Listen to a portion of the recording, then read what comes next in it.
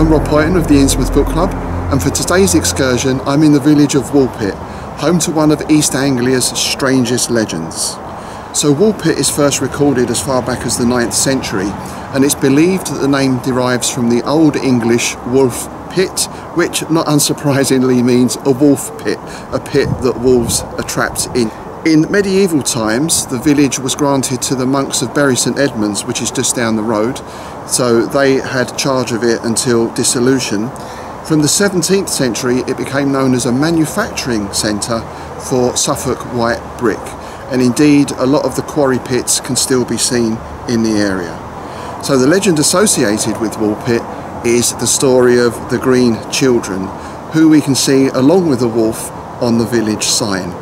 And this tale dates back to 1100s. Some say it took part in that time known as the Anarchy, which we spoke about in a recent episode of the podcast where we were talking about the White Ship.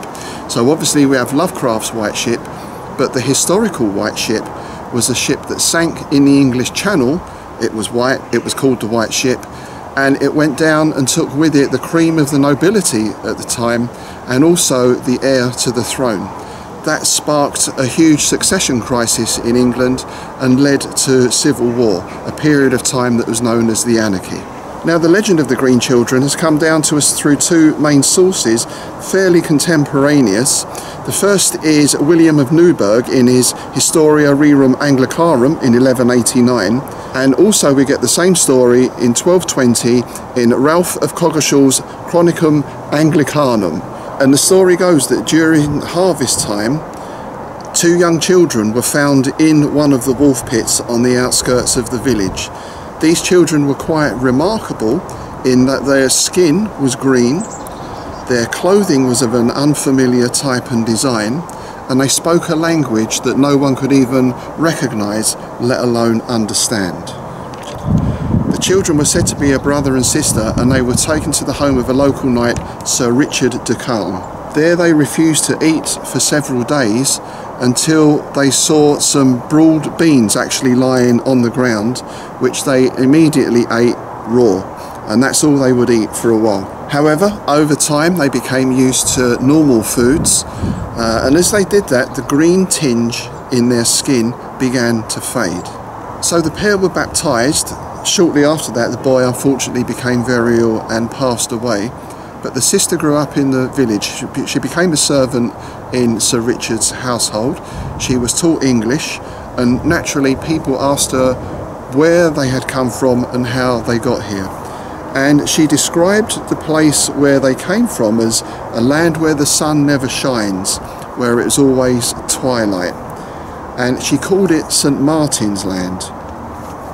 And she claimed that her and her brother had been out herding cattle, and they followed one of the cattle into a cave and got kind of lost or confused, and they heard bells ringing.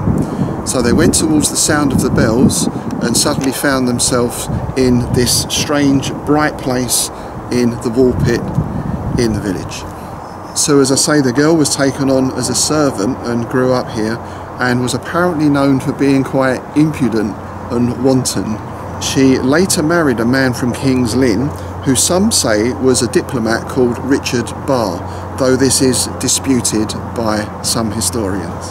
And that's pretty much all that the legends tell us. Some claim that descendants of the Green Children, or certainly the sister, still live within the village, though how that can be checked, I don't know. So there have been various explanations as to what might have happened here, who these Green Children were. It seems like it was an actual event, as the two chroniclers apparently drew on a lot of local stories. A lot of local people knew about this and witnessed it. And the green colour of the skin is normally put down to chlorosis, which is it's a form of anemia.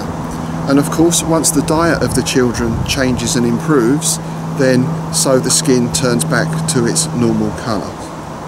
As far as the language goes, some have speculated that they were children of Flemish immigrants who somehow got separated from their parents, or perhaps were orphans. That is not unreasonable, given there was a lot of trade with the Flemish at the time, but it also begs the question, why would the people not have understood the language, or at least known that it was Flemish? It seems odd that the language is something that is totally unknown. And we get the name of this place they came from as well, St Martin's Land, which doesn't seem to tie in with any known location, though some again have speculated that St Martin, or particularly Martinmas, is a time of year or a celebration that also used to be known as Old Hallowmas Eve. So there's perhaps some sort of connection there with the other world or the beyond. And of course, in terms of green skin or going through some sort of portal or liminal space into another world is present in a huge amount of fairy tales and similar from folklore across the British Isles. So that's pretty much all we know about this legend. There are some people who have done more in-depth historical research, and that's where this notion came up of the sister marrying Richard Barr, who was quite a prominent character in his day. And as I said, some other historians have disputed that. Outside of that, there's nothing else can be known, and I guess it's just one of those legends that we're never going to know the truth of. So Woolpit itself is a very pleasant village, very nice place to stop over if you're passing through. It's got lots of lovely architecture here, typical of the Suffolk region. At the moment we're outside the main church in the village, St Mary's, which dates back to the 11th century. Quite a large church, as we can see, and its main claim to fame is that it has an excellent 15th century painted screen. Another site of interest in the area is Lady's Well. That's an underground spring that was also dedicated to St Mary and said to be very good for healing eyesight. That seems to be quite a common thing with these wells and springs. In my own village we have something called the Chadwell or Chadwell End, which again is a natural spring that's said to have curative properties for any problems with the eyes. This may be, some speculate, it's due to the high sulfate content of the water, which apparently can have beneficial effects on certain conditions. There's not a lot to see down there at the well site, to be honest. It's basically a little brick cover over a trickle of water. I think some people do still treat it as a place of pilgrimage, but outside of that there's not really a great deal to see there. So that's it from Woolpit. I hope you've enjoyed today's excursion. If you do have any further information on the Green Children or any speculation, then please do let us know in the comments below. Please also do like and subscribe to the channel. We've got a lot of different excursions planned, and as I always say, if you have any particular sites that you think would be of interest you'd like us to go and look at, then do let us know that as well. Also, don't forget to visit us on Patreon at the Innsmouth Book Club, where every fortnight we take you on a tour of the cultural sites of Innsmouth.